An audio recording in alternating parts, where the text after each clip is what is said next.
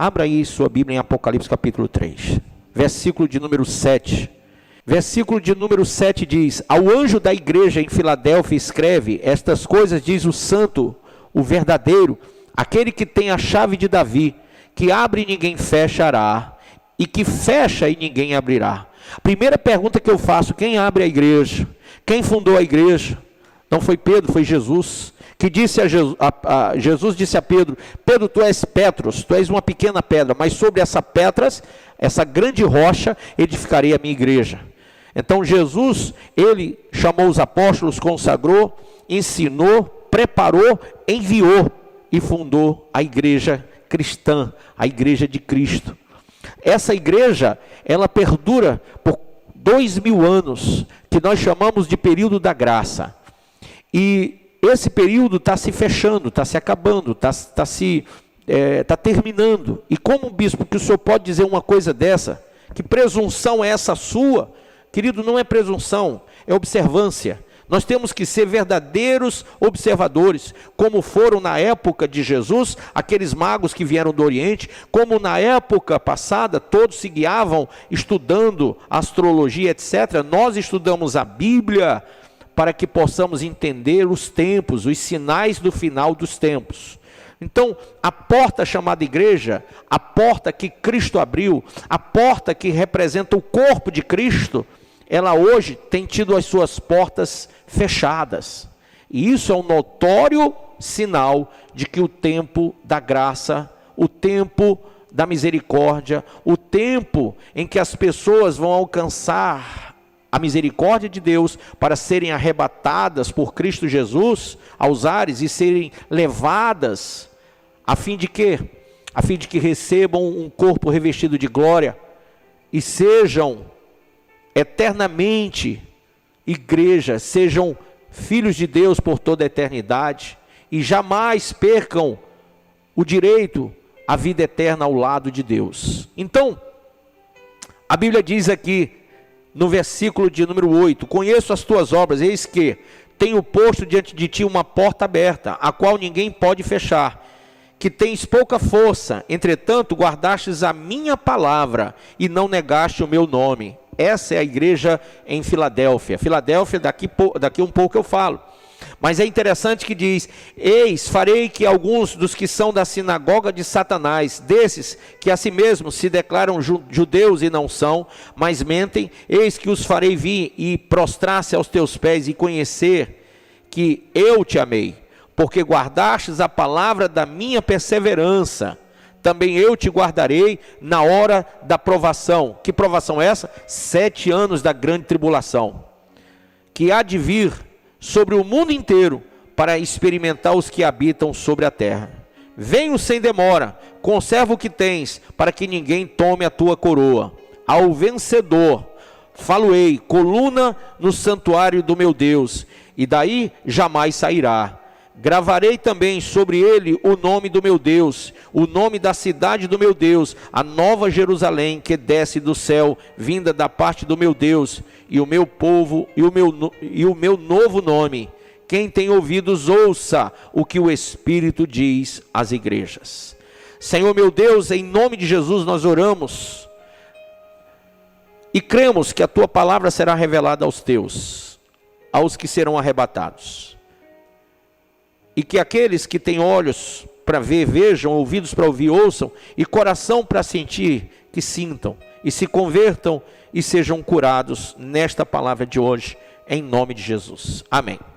Muito bem. Queridos, é importante salientar que essa carta foi escrita à igreja que estava em Filadélfia. Ora, o nome Filadélfia quer dizer cidade do amor fraternal. E por quê? Porque um rei, ele ofereceu como honra ao seu irmão, um apelido de Filadelfos, que é amor de irmão. E daí veio o nome Filadélfia, amor fraternal. Então, o rei, homenageando o seu irmão, deu à cidade aquele nome. Então nós entendemos que Filadélfia nasce, a cidade de Filadélfia, ela é composta desse amor. Ela é apelidada por esse nome, porque esse nome significa o amor, um amor entre dois irmãos, um amor fraterno, o philos e o adelphos, no grego. Então esse amor fraternal é o amor que deve estar em nós como igreja. A igreja de Filadélfia, ela tinha características importantes para ser igreja. E as características que nós podemos entender em Filadélfia é que era uma igreja una, era uma igreja unida, era uma igreja que não se dividia. A segunda característica é que ela era santa, era uma igreja que se santificava ao Senhor, que buscava a Deus. Ela estava ali na cidade do amor fraternal, vivendo o amor fraternal, sem divisões, sem contendas, sem dissoluções, sem se deixar levar por palavras agressivas ou por palavras fornicárias. Pessoas que com suas palavras tornavam, faziam com que irmãos se colocassem contra outros irmãos. É o que nós chamamos hoje, né, dos fofoqueiros, daqueles que são maldizentes, dos acusadores, dos perseguidores. Filadélfia vivia um amor fraternal e não se deixou levar por isso. Filadélfia era uma igreja universal. Por quê? Porque ela não tinha uma visão de ser única, mas ela tinha uma visão de ser uma igreja que compunha o corpo de Cristo. E Filadélfia, por fim, era uma igreja apostólica, porque a mensagem de Filadélfia vinha de Jesus e dos apóstolos. E apóstolo vem do grego apócleon, que quer dizer mensageiro. Então ela era uma igreja que pregava-se. Ela era uma igreja que as pessoas levavam a mensagem de Deus. Imagine vocês isso. Quantas vezes temos falado, leve a mensagem, pregue o evangelho, evangelize. Filadélfia era uma igreja evangelizadora, era uma igreja apostólica. O que me faz entender que nós fazemos parte de uma igreja apostólica é quando a nossa vida está voltada para a evangelização, para levar a mensagem do amor de Deus. Então, irmãos, quando Filadélfia ela tem a sua formação, a sua formatação como igreja, ela atribui algumas coisas aos membros dessa igreja, que eles passassem a vivenciar diferentemente de outras pessoas que se diziam cristãs sem ser, outras que se diziam ser servos sem ser, outros que se diziam estar em Cristo sem estar. Então eles aprenderam algumas coisas que são muito importantes. Eu vou citar 5, mas eles aprenderam muitas outras coisas em Filadélfia. Por isso que aquela igreja, ela é chamada de a igreja que foi prometida para o arrebatamento, ou seja, a igreja que seria livrada da grande tribulação. Por isso que ela nos exorta em seu compromisso de igreja, em seu status quo de igreja, em sua, digamos assim, em sua formação espiritual, em seu exemplo como igreja. Essa igreja, Filadélfia, nos traz a percepção primeira da renúncia a uma vida egocêntrica. A renúncia de uma vida onde você se acha o ego. O seu ego te eleva a ser o centro das coisas, o centro das atenções. Filadélfia abre mão do egocentrismo e torna Jesus o centro de tudo.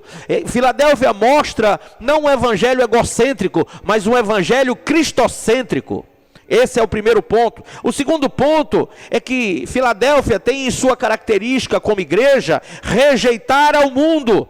Assim como Noé rejeitou em sua época, construindo aquela arca, assim como Abraão rejeitou a viver o opróbrio, viver a idolatria de seu pai Terá, de sua família que morava na cidade de Ur, que vai para a cidade de Harã, e ali ainda vivendo a idolatria, no latim idolatria, que é adoração a ídolos. Abraão, ele sai da sua parentela, sai da sua casa, sai do seu conforto, e ele vai seguir uma vida realmente totalmente compromissada com Deus, voltada para Deus e longe desta visão diabólica da falsa adoração. Então, essa rejeição ao mundo, isso muitas vezes impacta as pessoas, mas rejeitar o mundo muitas vezes é rejeitar pai, mãe, irmão, terra, filhos. Sabe quando a Bíblia diz, aquele que não rejeitar pai, mãe, irmão, terra e filhos, pelo meu reino não será digno de mim. É incrível isso. Quando Jesus fala, quando ele fala sobre essa questão, há muitos que dizem, puxa, a igreja devia unir as famílias e não separar. Não é assim que pensa? Mas o que Jesus está dizendo é a tradução do que ele falou na frente dos sacerdotes da época, que ele falou na frente de Pôncio Pilatos. Ele disse, olha, o meu reino não é desse mundo. E se você tiver um entendimento de que o teu reino não é desse mundo, você vai perceber também que essa família que hoje você tem, não será a família lá do céu. Porque hoje você tem um pai, uma mãe, um irmão, outra irmã e etc. Mas lá no céu todos seremos filhos de um só pai. E todos seremos irmãos em Cristo Jesus. Não há uma percepção terrena do passado. Nós entenderemos que estamos lá. Entenderemos que nos encontraremos lá, que nos veremos lá, que inclusive lembraremos não das coisas passadas, não dos pecados do passado, mas de que estivemos aqui, que servimos ao Senhor e que chegamos lá no céu. E imagine você, que eu já não saberei quem foi minha esposa, quem foi meu filho, não terei eles como filho, como esposa, eu os terei como meus irmãos amados. Eu os terei como Filadélfia, eu os terei com um amor fraternal, eu terei uma visão, um amor de Deus, o amor ágape, um amor que tudo sofre, tudo crê, tudo espera, tudo suporta, nunca falha, um amor que não é inconveniente, que não é soberbo. Eu amarei minha mulher, amarei meus filhos com um amor que é muito maior, e assim cada um de nós. Mas para a gente alcançar esse amor, para a gente alcançar esse nível celestial, nós temos que rejeitar ao mundo, às amizades, aos maus costumes, ao pecado, ao diabo, ao inferno, às ofertas desse mundo, aos sentimentos, aos desejos, às paixões e até os ressentimentos do passado. Tem crente que vive de ressentimento, vive de mágoa, vive de ódio, vive de rancor. Também tem crente que vive de desejo, de paixão. Tem crente que vive de desilusão. Tem crente que vive de sonho. Gente, nós temos que viver em Cristo, por Cristo e para Cristo. Não temos que ficar mais pensando nas coisas de hoje. A Bíblia diz lá em Apocalipse capítulo 12, que a igreja que vence o dragão, a serpente e o diabo, que é a mesma pessoa, a igreja que o vence não é aquela igreja que vive com os olhos voltados para a terra, para as coisas dessa terra, para as coisas desse mundo, mas a igreja que vence o dragão, a igreja que vence o diabo, é aquela que está com os seus olhos voltados para as coisas do céu. E assim, Filadélfia tem essa característica de rejeitar o mundo. Você rejeitou o mundo? Você rejeitou o mundo? Não, bispo, eu saí lá do mundo, eu era drogado, eu era viciado, era prostituta, era isso, era vagabundo. Eu não sei o que você era, mas tem muita gente com testemunhos assim, bem fortes. Mas entram dentro da igreja e com pouco tempo se esfriam e saem, se afastam, começam a fazer coisas erradas. Sabe por quê? Porque saíram do mundo, mas não deixaram o mundo, não rejeitaram o mundo, porque o mundo ainda está dentro deles. Então a Filadélfia é aquela igreja que rejeita com força o mundo, que diz, olha mundo, eu não te quero dentro de mim, eu não te aceito na minha mente, nem no meu coração, eu te rejeito em nome de Jesus, porque a minha visão, o meu sentimento, o meu amor, o meu desejo, tudo em mim está voltado para o céu. Terceiro ponto, Filadélfia era uma igreja que abandonou o pecado, na exemplificação, na tipificação de José, que tendo a facilidade sobre a mulher de seu senhor Potifar, ele simplesmente corre dali, fugindo da sua própria essência natural, fugindo do seu contexto pessoal de homem, de carente sexualmente, de carente emocionalmente, porque estava escravizado, vendido pelos seus irmãos. Mas aquele rapaz, aquele homem chamado José, por sua fé a Deus, ele rejeita aquele sexo fácil, aquele oferecimento daquela mulher adúltera, a esposa de seu patrão, que não somente se insinua, se coloca para que ele deitasse com ela, mas até, de certa maneira, o coage a fazer isso. Ela trabalha com coações, com acusações. Ela tenta dizer: olha, se você não me quiser, você vai ver, eu vou inventar a conversa a seu respeito para o meu marido. E mesmo tendo que sofrer, José diz: olha, jamais eu pecarei contra o meu Deus e contra o meu senhor Potifar. E isso lhe custou ir para a prisão, para o cárcere, mas também fê-lo ser levantado como em glória de Deus. Ele foi levantado e se tornou ali governador do Egito. Sabe por quê, irmão? Porque todo aquele que, como Filadélfia, rejeita o pecado, será revestido de glória no dia do arrebatamento. E ainda nessa terra Deus o honra, ainda nessa terra Deus o abençoa, ainda nessa terra Deus multiplica a sua semente. Quarto ponto: não amar o mundo. Filadélfia não amou. Até a morte, a Bíblia diz: não ameis o mundo até a morte, para receber a coroa da vida. Gostaria que você abrisse, na carta de 1 João, primeira epístola de João. Vamos abrir, para você entender esse texto, é muito interessante. Primeira epístola de João, amém? Capítulo 2, no versículo de número 15. O título é: o cristão não deve ser mundano. E diz assim: não ameis o mundo, nem o que nele existe. Se alguém ama o mundo, o amor do Pai não está nele. Pois tudo o que há no mundo, as paixões da carne, a cobiça dos olhos e a ostentação dos bens, não provém do Pai, mas do mundo. Ora, o mundo passa, assim como sua volúpia. Entretanto, aquele que faz a vontade de Deus permanecerá eternamente. Isso diz tudo, irmão. Isso diz tudo, irmã. Se você faz a vontade de Deus, você vai permanecer eternamente. Mas se você amar o mundo, se você amar as paixões da carne, a cobiça dos olhos, a ostentação dos bens, e é isso que eu vejo nesses nossos dias. Nós vemos não um contexto do amor fraternal, nós vemos as pessoas se oprimindo, nós vemos as pessoas se ferindo, se machucando, nós vemos as pessoas traindo umas às outras, perseguindo umas às outras. Eu estava aqui outro dia e chega um pastor daqui do ministério e diz: o senhor lembra da irmã que saiu daqui da igreja, fulano de tal? Eu disse: rapaz, lembro sim. Pois é, tirou outra irmã da igreja. Eu digo: puxa, que coisa, rapaz. E com que, e por quê, e para quê? Qual é o desejo de alguém tirar uma ovelha de uma igreja e levar para outra igreja, a não ser enfraquecer a sua igreja e entristecer o coração do pastor que cuidou daquela ovelha? É muito triste isso, é muito pequeno, sabe? É muito pequeno. Eu já ouvi até pastores dizendo assim para mim: olha, sai um, mas vem 20, sai um, mas vem 30, sai um, mas vem 40. Eu ainda não me acostumei em 30 anos com isso aí, embora eu já tenha até repetido essa frase para me consolar. Porque quando sai um membro do corpo, dói. Não dói em pastores que não são pastores, mas quem é pastor de verdade sente a dor, porque é membro do corpo. Imagine você se alguém tentar arrancar o seu dedo, ou seu braço, ou seu pé. Imagine, dói. Então tem pessoas, a Bíblia fala que os últimos dias seriam marcados por pessoas sem amor.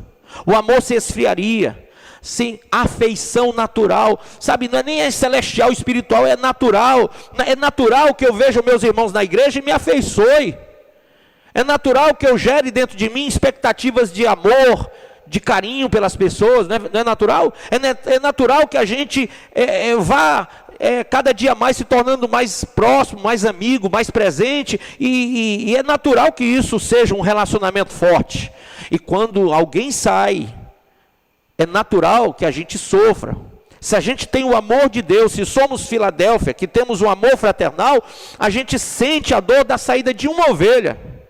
E há um texto na Bíblia que Jesus conta, uma parábola de 100 ovelhas, e uma se afasta do aprisco, e ele vai atrás, ele conta que a história do pastor que vai atrás de uma ovelha, deixando 99 no aprisco.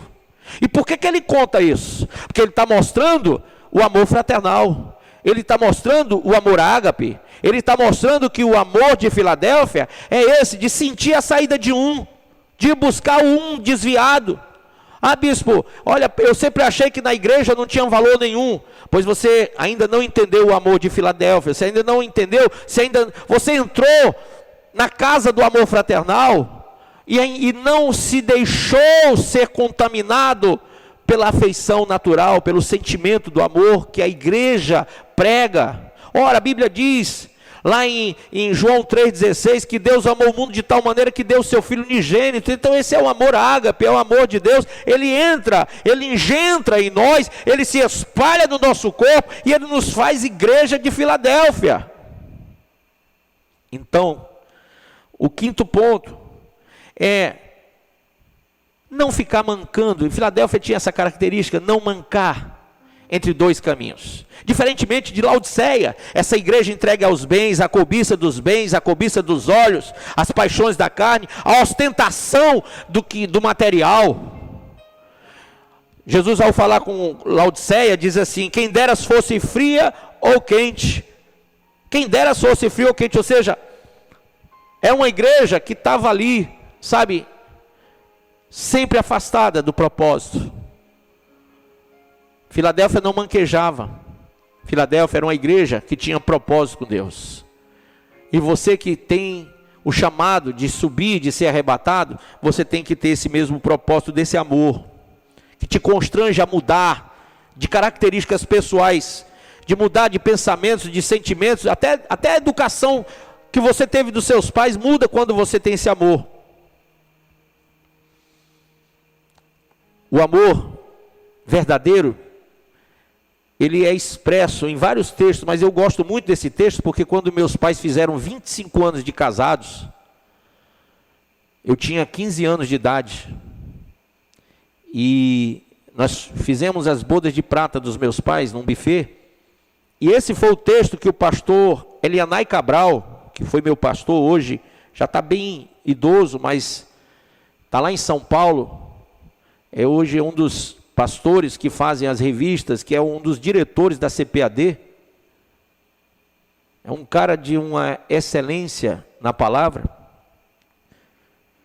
e naquela época o pastor Elianai, ele pregou esse texto, lá em Cânticos dos Cânticos, no capítulo 8, no versículo 7 diz: as muitas águas não poderiam apagar o amor, nem os rios afogá-lo. Ainda que alguém desse todos os bens da sua casa pelo amor, seria de todo desprezado. Esse é o amor de Filadélfia. O amor de Filadélfia, ele cobre multidões de pecados.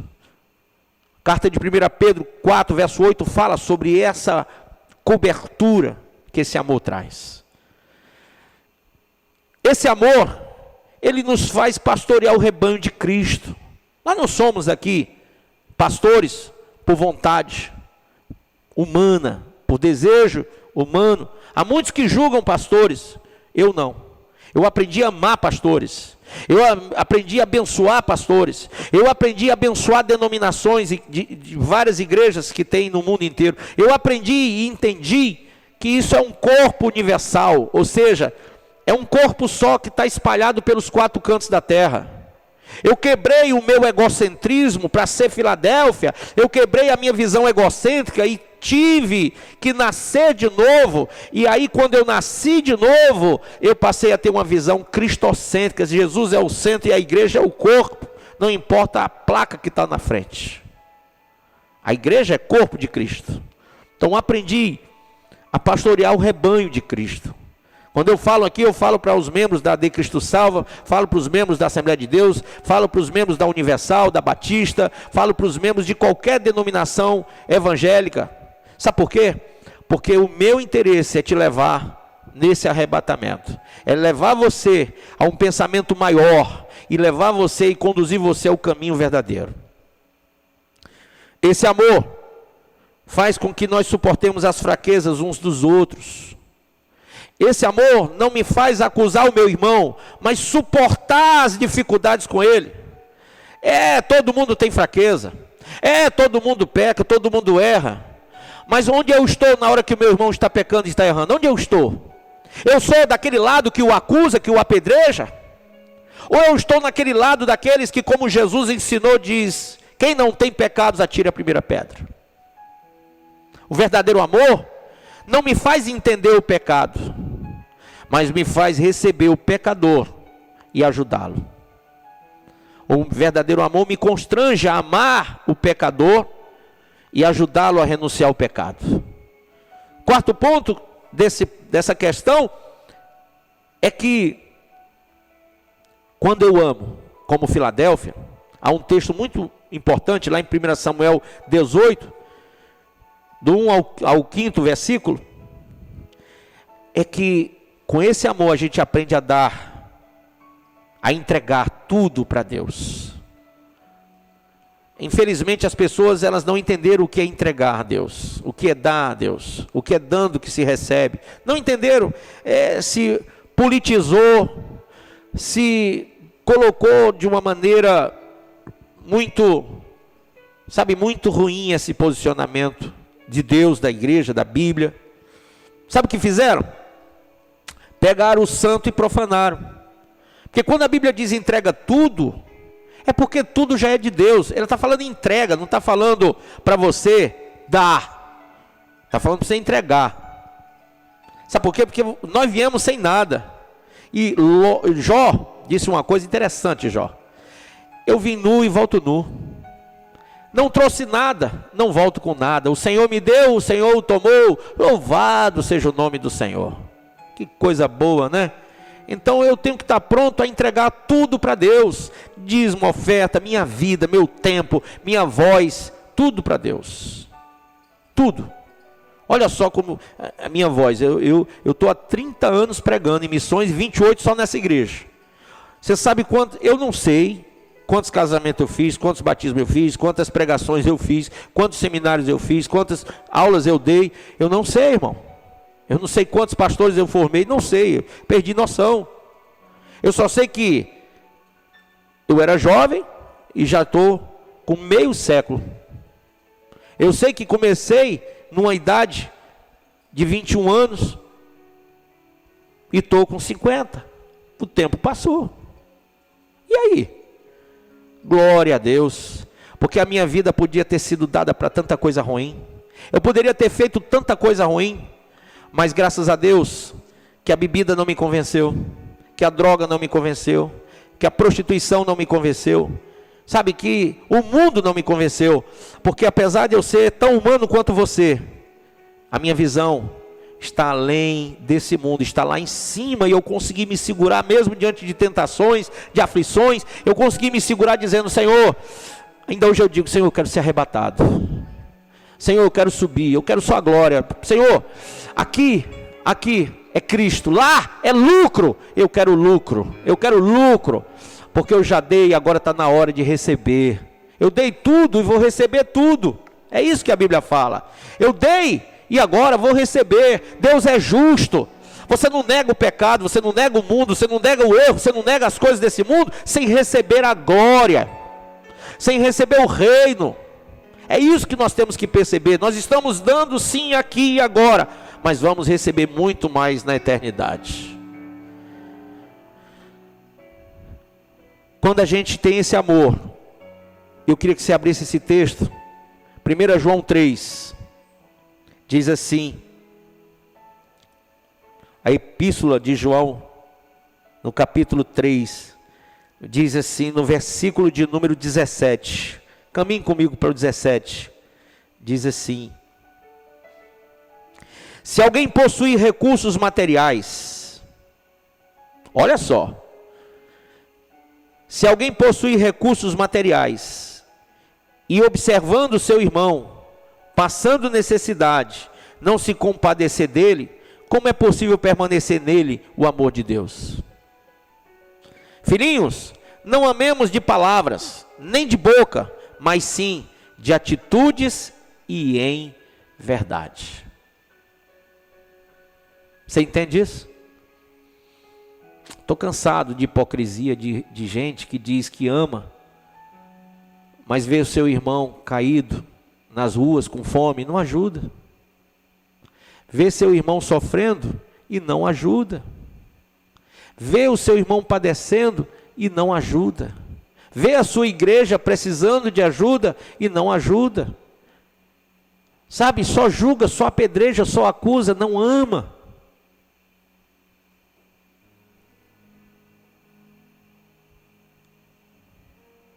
A Bíblia diz que nós temos que servir uns aos outros na hora das necessidades.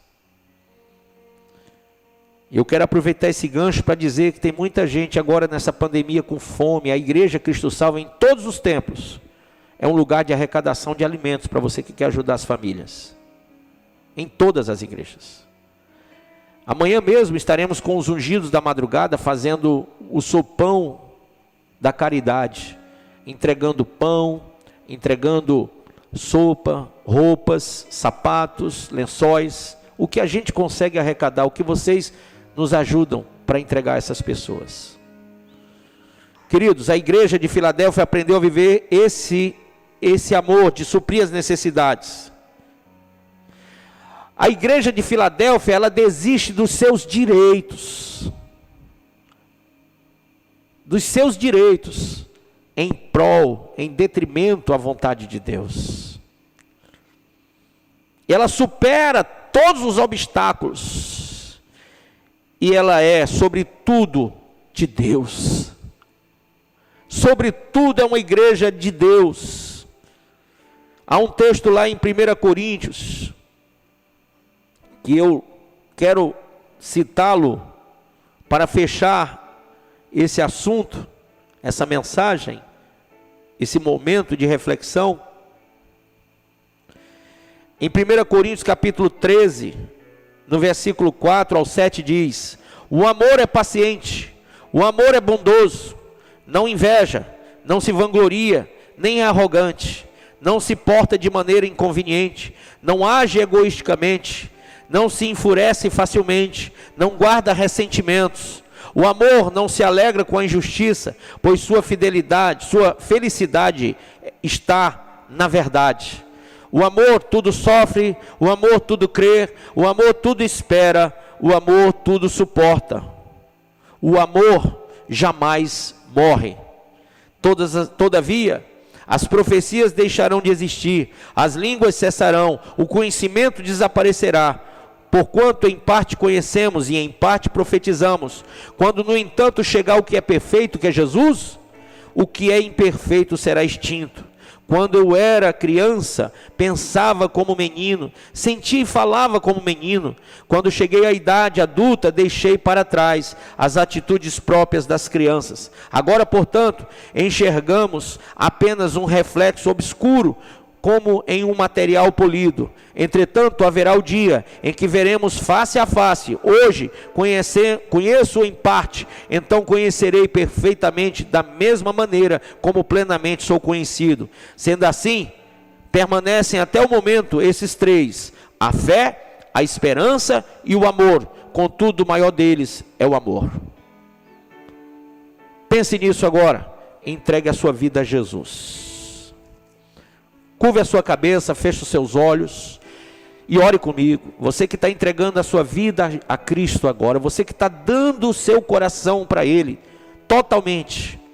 Você que está se libertando do mundo, da maldade, da malícia, da iniquidade, da perversidade, da devassidão, da frieza, da inconstância, do despropósito, dos devaneios dessa terra, dessa vida, das ilusões e das mentiras do diabo e do inferno. Você que recebe a palavra da verdade em seu coração, em sua vida, o prognóstico é: Jesus está vindo arrebatar Filadélfia. Então, tenha consigo o amor fraternal. Tenha esse amor que eu acabei de anunciar. Seja forte, porque as muitas águas não podem afogá-lo, não podem destruí-lo, nem de rios, nem de mares. Não podem. Jamais, porque esse amor, ele vence todas as coisas. Você que quer entregar sua vida a Jesus, faça essa oração comigo. Você que está me vendo pela TV, aí em todo o Rio Grande do Norte, em todo o Ceará, em Fortaleza, pela BrisaNet 176, canal 176. Você que está me vendo em TV aberta aí em Mossoró, pelo canal 16, Nossa TV. E também pela TV BrisaNet, pela TCM também. Você que está me vendo agora, talvez, por outro canal, seja por uma rede, aí uma emissora de rádio, seja por um DVD, seja por onde você estiver nos vendo. Nós sabemos até que há pessoas que colocam nossa programação em televisões a cabo e nós nem só sabemos depois. Então você que está me vendo por uma TV a cabo, além dessas que eu citei, ou por uma TV aberta, além dessas que eu citei, daqui um pouco, você que está me vendo aí pela TV Metrópole, você precisa entender que é o tempo do arrebatamento. Então abra seu coração e receba Jesus. Ore comigo. Senhor meu Deus, em o nome de Jesus, diga: eu entrego a minha vida ao Senhor, não somente por tudo o que está acontecendo, mas porque eu tenho agora consciência de que o arrebatamento vem, e Filadélfia é a igreja que será tirada da tribulação. Eu preciso viver esse amor incondicional, fraternal. Eu tenho que ter as características de Filadélfia.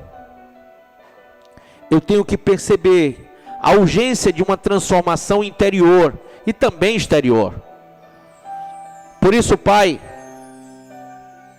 eu quero te entregar o meu corpo, a minha alma e o meu espírito ao Senhor. Porque para mim o viver é Cristo e o morrer é lucro.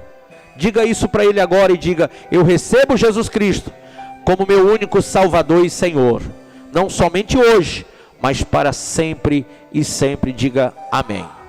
Que o amor de Deus, o nosso Pai, a graça consoladora do Espírito Santo, esteja com todos nós hoje presentes aqui, e todo o povo de Deus, todo o corpo de Cristo, toda a igreja de Filadélfia, espalhada pelos 4 cantos da terra, não somente agora, mas por todo sempre. Você que crê, diga amém.